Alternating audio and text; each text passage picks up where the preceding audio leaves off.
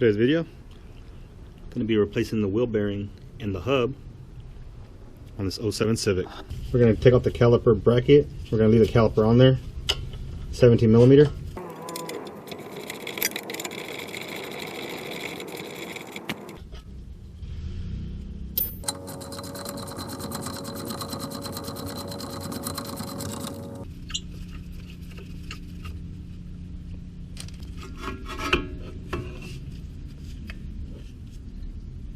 Number 3 Phillips head.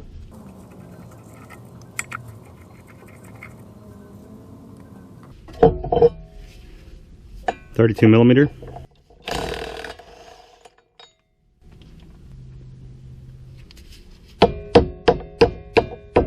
So now that we know it's not seized, we can go ahead and pull it out.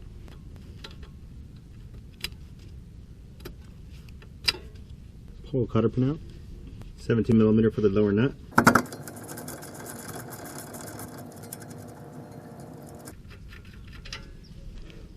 I'm using this ball joint puller. Once you clamp it around, it'll press until it pops.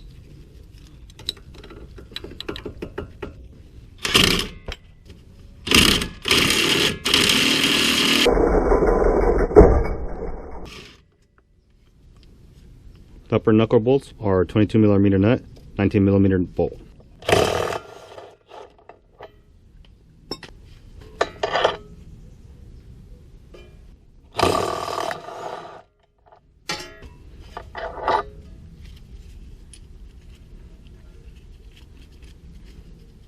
Millimeter for the ABS sensor.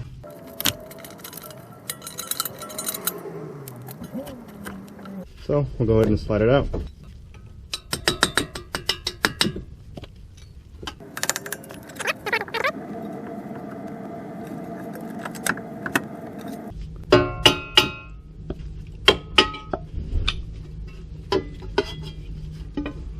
Here's your knuckle. Doing it caveman style for this one. I'm gonna go ahead and use a 30 mil, and I'm gonna put the outer edge on the vise. We're just gonna hammer it out.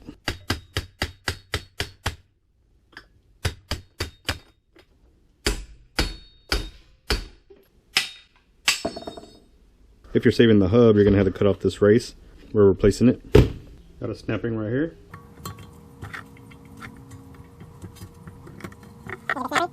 So since the snap ring is on this inboard side where the hub was, we know it's going to get pressed out this direction. Just for simplicity, I'm going to go ahead and take off this dust shield just so it's out of the way.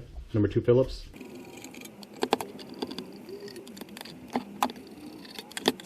I had this wheel bearing master kit. You can probably rent this from your parts store, but if you can rent one from a shop or a parts store, I'm going to grab the smaller or the big one, because you see it's big enough to let the bearing come out, but it's not big where it's going to be coming off the edges of this. We're going to grab our bigger cap. So that's going to allow this to get pressed on. We need our bolt, our washers. So I'm using this 955-11.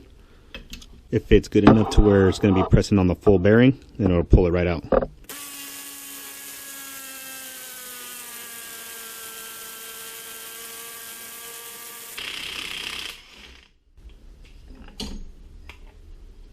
And here you go. Here's your old one.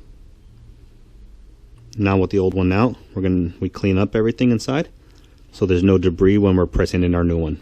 To press in, I'm trying to find the biggest one that sits in there that's going to be pressing on the outer edge. You can see that it's sliding against the outer edge right there. And I want the biggest one that does not get caught up pressing in, because I'm going to be going past this lip, and if I got an oversized plate, it'll get jammed up right here, which I don't want. And on the back edge, all I want right here is a big enough plate to sit flush, and all this is doing is bracing the rod end, the bolt end, while it's pressing in the new bearing.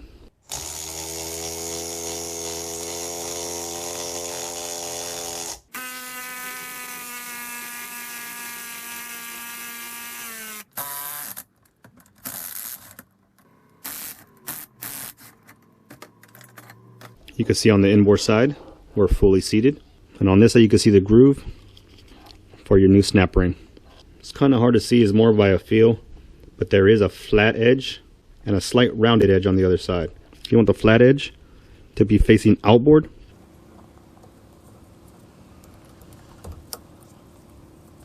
there you go. Here's our snap ring in. So I got the hub right here. I'm just using the 2 washers on this axle slot. Those are going to be spinning on itself. And I grabbed the smallest plate that's only pressing on the inboard side of the bearing. You want to be pressing against the inner. That only touches this inner side of the bearing. That's where we're trying to slide this hub on to. Now that we got this situated, we'll go ahead and screw it in.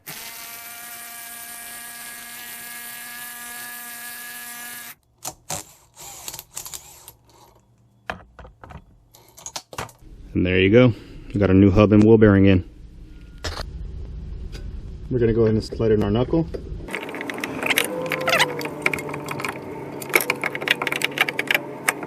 Got the axle temp installed. Now we're going to go ahead and lift it up to the top. So the splines on the axle are just a little tighter than normal for the inner splines. So what I'm doing is holding tension against the knuckle against the axle, and I'm tapping it slowly, and it's slowly just kind of walking itself in.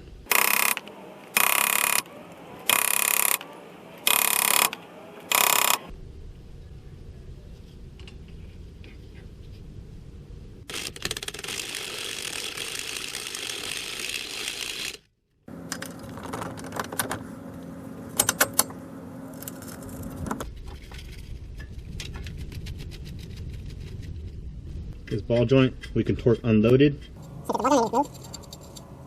43 foot-pounds.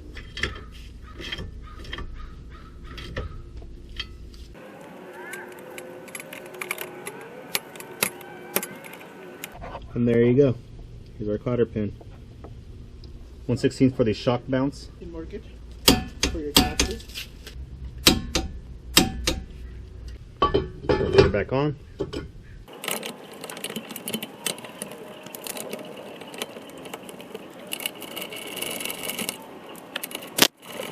$80 foot-pounds.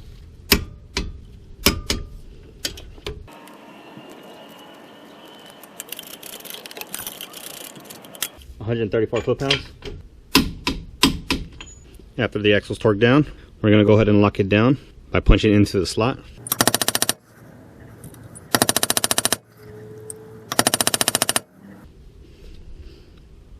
And that's how you replace the wheel bearing on these Hondas. Hope this video helped you all. You'll have a good one.